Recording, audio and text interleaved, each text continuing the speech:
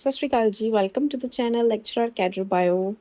ਅੱਜ ਆਪਣਾ ਡੇ 13 ਹੈ, ਜਿਹਦੇ ਵਿੱਚ ਆਪਾਂ ਕਵਰ ਕਰਾਂਗੇ ਹਿਊਮਨ ਰਿਪਰੋਡਕਸ਼ਨ ਦੇ ਬਹੁਤ ਹੀ ਇੰਪੋਰਟੈਂਟ MCQs, ਜੋ ਕਿ most of the PGT biology exams ਦੇ ਵਿੱਚ ਪੁੱਛੇ ਗਏ ਹੈ।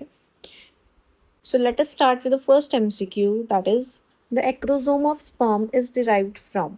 ਜੋ sperm ਦਾ acrosome ਹੁੰਦਾ ਉਹ ਕਿਹਦੇ ਤੋਂ derive ਹੁੰਦਾ?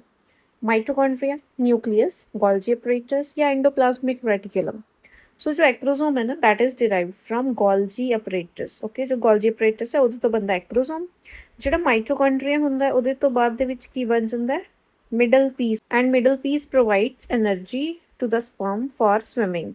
ਓਕੇ, ਜਿਹੜਾ ਸੈਂਟਰੀਓਲ ਹੁੰਦਾ ਇਹਦੇ ਵਿੱਚ ਆਪਸ਼ਨ ਨਹੀਂ ਹੈ। ਜਿਹੜਾ ਸੈਂਟਰੀਓਲ ਹੈ that give rise to the tail of sperm। okay, so ਕੋਈ ਵੀ MCQ ਤੁਹਾਨੂੰ ਆ ਸਕਦਾ ਹੈ। Next is the hormone responsible for ovulation। ovulation ਕੀ ਹੁੰਦਾ ਹੈ? Release of ovum from the follicle। so ਉਹਦੇ ਲਈ ਕਿਹੜਾ ਹਾਰਮੋਨ ਰਿਸਪੌਂਸਿਬਲ ਹੈ? FSH follicle stimulating hormone, LH luteinizing hormone, estrogen ਜਾਂ ਫਿਰ progesterone। so ovulation ਉਦੋਂ ਹੁੰਦੀ ਹੈ ਜਦੋਂ LH ਪੀਕ ਤੇ ਹੁੰਦਾ ਆਪਣੀ, ਜਿਹਨੂੰ ਆਪਾਂ ਬੋਲਦੇ ਹਾਂ LH ਸਰਜ, ਰਾਈਟ? LH ਸਰਜ ਬੋਲਦੇ ਹਾਂ। ਤਾਂ ਉਦੋਂ ਜੋ ਵੀ ਹੈ ਓਵਮ, ਉਹਦੇ ਆਸ-ਪਾਸ ਜੋ ਵੀ ਸੈਲਸ ਹੁੰਦੇ ਆ ਗ੍ਰਾਫੀਅਨ ਫੋਲੀਕਲ ਦੇ, ਉਹ ਰਪਚਰ ਹੋ ਜਾਂਦਾ ਐਂਡ ਉਹਦੇ ਵਿੱਚੋਂ ਜੋ ਸੈਕੰਡਰੀ ਓਸਾਈਟ ਹੈ, secondary oocyte that is released out. ਇਹ ਉਦੋਂ ਹੁੰਦਾ ਜਦੋਂ LH ਪੀਕ ਤੇ ਹੋਵੇ। So LH is the correct answer. Next is the estrogen secreting cells of Graafian follicle are. ਜੋ ਵੀ ਗ੍ਰਾਫੀਅਨ ਫੋਲੀਕਲ ਹੁੰਦਾ ਓਵਮ ਦੇ ਅਰਾਊਂਡ, ਉਹਦੇ ਵਿੱਚੋਂ ਜਿਹੜੇ ਐਸਟ੍ਰੋਜਨ ਸਿਕ੍ਰੀਟ ਕਰਦੇ ਆ ਸੈਲਸ, ਉਹ ਕਿਹੜੇ ਹੁੰਦੇ ਆ? ਥੀਕਾ ਐਕਸਟਰਨਾ, ਥੀਕਾ ਇੰਟਰਨਾ, ਗ੍ਰੈਨੂਲੋਸਾ ਸੈਲਸ ਜਾਂ ਕਾਰਪਸ ਲਿਊਟੀਅਮ। ਸੋ ਇਹਦਾ ਜੋ ਕਰੈਕਟ ਆਂਸਰ ਹੈ ਉਹ ਕੀ ਆਏਗਾ? Granulosa cells. This is the correct answer that release estrogen। okay, next is pregnancy test detects। ਜਦੋਂ ਵੀ ਪ੍ਰੈਗਨੈਂਸੀ ਟੈਸਟ ਹੁੰਦਾ ਹੈ ਤਾਂ ਉਹਦੇ ਵਿੱਚ ਕਿਹੜਾ ਹਾਰਮੋਨ ਚੈੱਕ ਕੀਤਾ ਜਾਂਦਾ ਹੈ? FSH, LH, HCG ਜਾਂ ਆਕਸੀਟੋਸਿਨ। ਇਹ ਵਾਲੇ ਹਾਰਮੋਨਸ ਤਾਂ ਵੈਸੇ ਹੀ ਰਿਲੀਜ਼ ਹੁੰਦੇ ਆ ਵਿਦਾਊਟ ਐਨੀ ਪ੍ਰੈਗਨੈਂਸੀ। ਸੋ ਕਰੈਕਟ ਆਂਸਰ ਕੀ ਆਏਗਾ? HCG। ਅੱਛਾ, ਆਕਸੀਟੋਸਿਨ ਰਿਲੀਜ਼ ਹੁੰਦਾ ਜਦੋਂ ਡਿਲੀਵਰੀ ਹੋਣੀ ਹੁੰਦੀ ਬੇਬੀ ਦੀ, ਤਾਂ ਇਹ ਕੰਟਰੈਕਸ਼ਨ ਦੇ ਵਿੱਚ ਹੈਲਪ ਕਰਦਾ ਯੂਟਰਸ ਤੇ, ਰਾਈਟ? ਤਾਂ ਹੋਰ ਕਿਹੜੇ ਹਾਰਮੋਨਸ ਹੁੰਦੇ ਆ ਜੋ ਪ੍ਰੈਗਨੈਂਸੀ ਦੇ ਟਾਈਮ ਰਿਲੀਜ਼ ਹੁੰਦੇ ਆ? ਇੱਕ ਤਾਂ ਆਪਾਂ ਹੁਣੇ ਪੜ੍ਹੇ HCG, ਹਿਊਮਨ ਕੋਰੀਓਨਿਕ ਗੋਨੈਡੋਟ੍ਰੋਫਿਨ, ਇੱਕ ਹੁੰਦਾ HPL and one is relaxin. Okay, ਇਹ ਜਿਹੜੇ ਹਾਰਮੋਨਸ ਹੈ ਪ੍ਰੈਗਨੈਂਸੀ ਦੇ ਟਾਈਮ ਰਿਲੀਜ਼ ਹੁੰਦੇ, ਯਾਦ ਰੱਖਣਾ। Then immediate effect of LH surges. ਹੁਣੇ ਆਪਾਂ ਵੈਸੇ ਪੜ੍ਹ ਕੇ ਆਏ LH ਸਰਜ ਕੀ ਹੁੰਦਾ ਹੈ। ਉਹਦੇ ਵਿੱਚ ਜੋ ਹੈ ਸੈਕੰਡਰੀ ਓਸਾਈਟ ਰਿਲੀਜ਼ ਹੁੰਦਾ ਜਦੋਂ ਗ੍ਰਾਫੀਅਨ ਫੋਲੀਕਲ ਰਪਚਰ ਹੋ ਜਾਂਦਾ, ਰਾਈਟ? ਠੀਕ ਹੈ। ਸੋ LH ਸਰਜ ਜਦੋਂ ਹੁੰਦਾ ਤਾਂ ਕੀ ਇਫੈਕਟ ਹੁੰਦਾ? Degeneration of corpus luteum? No. Completion of meiosis 2? No. So the correct answer is rupture of Graafian follicle and release of secondary oocyte। ठीक है, so this is the correct answer। The cleavage divisions are, ਜਿਹੜੀਆਂ cleavage divisions ਹੁੰਦੀਆਂ ਜਦੋਂ ਜ਼ਾਈਗੋਟ ਬਣ ਜਾਂਦਾ ਹੈ sperm ਤੇ ਓਵਮ ਦੇ ਫਿਊਜ਼ ਹੋਣ ਤੋਂ ਬਾਅਦ, ਉਸ ਤੋਂ ਬਾਅਦ ਜੋ ਜ਼ਾਈਗੋਟ ਹੈ ਉਹਨੇ ਕਲੀਵੇਜ ਸਟਾਰਟ ਕਰਨੀ ਹੁੰਦੀ ਹੈ। ਸੋ ਜੋ ਕਲੀਵੇਜ ਹੈ ਉਹ ਕਿੱਦਾਂ ਦੀ ਹੁੰਦੀ ਹੈ? ਮਿਓਟਿਕ, ਮਾਈਟੋਟਿਕ, without increase in overall size, ਇਹ ਮਾਈਟੋਟਿਕ ਜਾਂ ਰਿਡਕਸ਼ਨਲ। ਸੋ ਦ ਕਰੈਕਟ ਆਂਸਰ ਇਜ਼ ਮਾਈਟੋਟਿਕ। ਠੀਕ ਹੈ, ਜੋ ਸੈੱਲ ਹੈ ਉਹ ਨੰਬਰਸ ਦੇ ਵਿੱਚ ਇਨਕਰੀਜ਼ ਕਰਦੇ ਆ, ਬਲਾਸਟੋਮੀਅਰਸ ਜੋ ਹੈ ਉਹ ਬਣ ਜਾਂਦੇ ਆ, but without any increase in overall size. ਪਹਿਲਾਂ ਜੋ ਹੈ ਸਿਰਫ ਸੈਲਸ ਮਲਟੀਪਲਾਈ ਕਰ ਕਰਕੇ ਬਲਾਸਟੂਲਾ ਬਣਾ ਦਿੰਦੇ ਆ, ਆਫਟਰ ਦੈਟ ਉਹਦਾ ਸਾਈਜ਼ ਜੋ ਹੈ ਦੈਟ ਇਨਕਰੀਜ਼ਸ। ਤਾਂ ਪਹਿਲਾਂ ਕੋਈ ਸਾਈਜ਼ ਦੇ ਵਿੱਚ ਇਨਕਰੀਜ਼ ਨਹੀਂ ਹੁੰਦਾ, ਸਿਰਫ ਨਿਊਕਲੀਆਈ ਵੱਧ ਜਾਂਦੇ ਆ। So nucleus increases more than cytoplasm. So correct answer ਜੋ ਹੈ that is B option, mitotic without increase in overall size. Next is secondary oocyte is arrested at.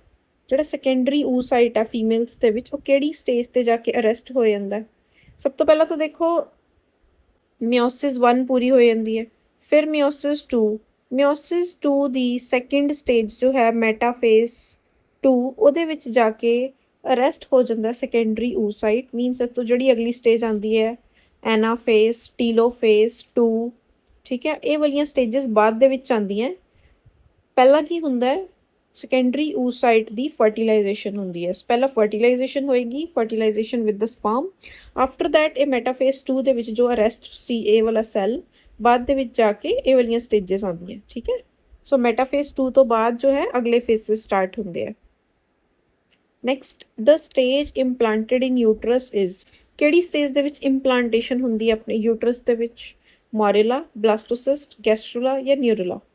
So the correct answer is ਬਲਾਸਟੋਸਿਸਟ। ਜਦੋਂ ਬਲਾਸਟੋਸਿਸਟ stage ਹੁੰਦੀ ਹੈ ਜਿਹਦੇ ਵਿੱਚ ਘੱਟੋ ਘੱਟ 100 nucleus ਬਣ ਚੁੱਕੇ ਹੁੰਦੇ ਆ that is implanted into the uterus, that is called blastocyst. The correct pathway of sperm movement is, sperm movement the correct pathway ਕਿੱਥੇ ਹੈ? ਤਾਂ sperms ਬਣਦੇ ਕਿੱਥੇ ਹੈ? ਟੈਸਟਿਸ ਦੇ ਵਿੱਚ ਬਣਦੇ ਹੈ ਨਾ। ਸੋ ਟੈਸਟਿਸ ਤਾਂ ਇਹ ਤਾਂ ਨਹੀਂ ਆਏਗਾ ਬਿਲਕੁਲ ਵੀ। ਸੋ ਟੈਸਟਿਸ ਸਟਾਰਟਿੰਗ ਪੁਆਇੰਟ ਹੈ। ਸੋ ਸਟਾਰਟਿੰਗ ਪੁਆਇੰਟ ਤੋਂ ਬਾਅਦ ਟੈਸਟਿਸ ਤੋਂ ਬਾਅਦ ਸਪਰਮਸ ਕਿੱਥੇ ਜਾਂਦੇ ਆ? ਵਾਸ ਡਿਫਰੈਂਸ ਜਾਂਦੇ ਆ ਐਪੀਡੀਡਾਈਮਿਸ ਯੂਰੈਥਰਾ, ਜਾਂ ਫਿਰ ਐਪੀਡੀਡਾਈਮਿਸ ਵਾਸ ਡਿਫਰੈਂਸ ਯੂਰੈਥਰਾ, ਜਾਂ ਫਿਰ ਯੂਰੈਥਰਾ ਐਪੀਡੀਡਾਈਮਿਸ ਐਂਡ ਵਾਸ ਡਿਫਰੈਂਸ। ਤਾਂ ਦੇਖੋ ਯੂਰੈਥਰਾ ਲਾਸਟ ਤੇ ਆਉਂਦਾ ਹੈ ਨਾ, ਸਭ ਤੋਂ ਲਾਸਟ ਤੋਂ ਯੂਰੈਥਰਲ ਓਪਨਿੰਗ ਤੋਂ ਸਪਰਮਸ ਰਿਲੀਜ਼ ਹੋ ਜਾਂਦੇ ਆ। ਸੋ ਇਹ ਵੀ ਨਹੀਂ ਆਏਗਾ ਰਾਈਟ, ਬਿਕੋਜ਼ ਇਟ ਸੈਕਿੰਡ ਦੇ ਵਿੱਚ ਹੈ। ਦੈਨ ਆਪਸ਼ਨ ਏ ਤੇ ਬੀ ਚੋਂ ਦੇਖੋ ਵਾਸ ਡਿਫਰੈਂਸ ਪਹਿਲਾਂ ਆਉਂਦਾ ਜਾਂ ਐਪੀਡੀਡਾਈਮਿਸ। ਸੋ ਦਾ ਕਰੈਕਟ ਆਂਸਰ ਜੋ ਹੈ ਉਹ ਆਏਗਾ ਆਪਸ਼ਨ ਬੀ। ਤਾਂ ਐਪੀਡੀਡਾਈਮਿਸ ਦੇ ਵਿੱਚ ਜਾਂਦੇ ਆ ਸਪਰਮਸ ਪਹਿਲਾਂ, ਜਿੱਥੇ ਸਟੋਰ ਹੁੰਦੇ ਆ। then vas deferens the through it goes to urethra, right?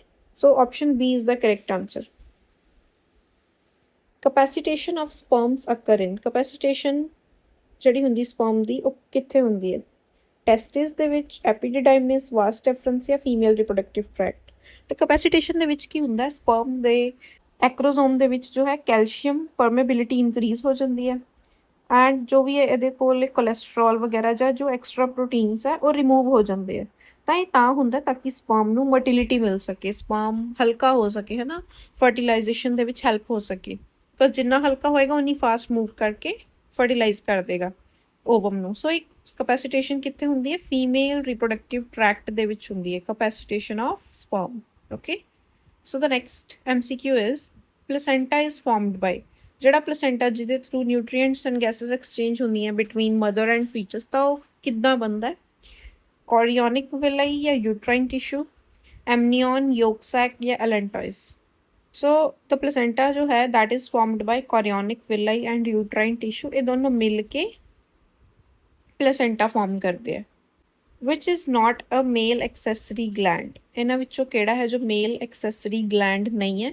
So 13th question ਦਾ ਜੋ ਆਨਸਰ ਹੈ ਉਹ ਤੁਸੀਂ ਮੈਨੂੰ ਕਮੈਂਟਸ 'ਚ ਦੇਣਾ। 13th is an unlucky number ਇੱਦਾਂ ਕਹਿੰਦੇ ਹੈ ਨਾ, ਬਟ ਨੋ, ਇਹ ਆਪਣੀ ਵੀਡੀਓ ਵੀ 13th ਹੈ ਐਂਡ 13th MCQ ਦਾ ਆਨਸਰ ਵੀ ਤੁਸੀਂ ਮੈਨੂੰ ਕਮੈਂਟਸ 'ਚ ਦੇਣਾ। ਓਕੇ, ਬਿਕੋਜ਼ ਆਪਾਂ ਕੁਛ ਵੀ ਲੱਕੀ ਅਨਲੱਕੀ ਨਹੀਂ ਮੰਨਣਾ, every number is Lucky. So there is a free giveaway for those who will comment the answer 13th of this. So ਉਹਨਾਂ ਨੂੰ free notes ਦਿੱਤੇ ਜਾਣਗੇ। You can connect to me at lecturercaderbio@gmail.com।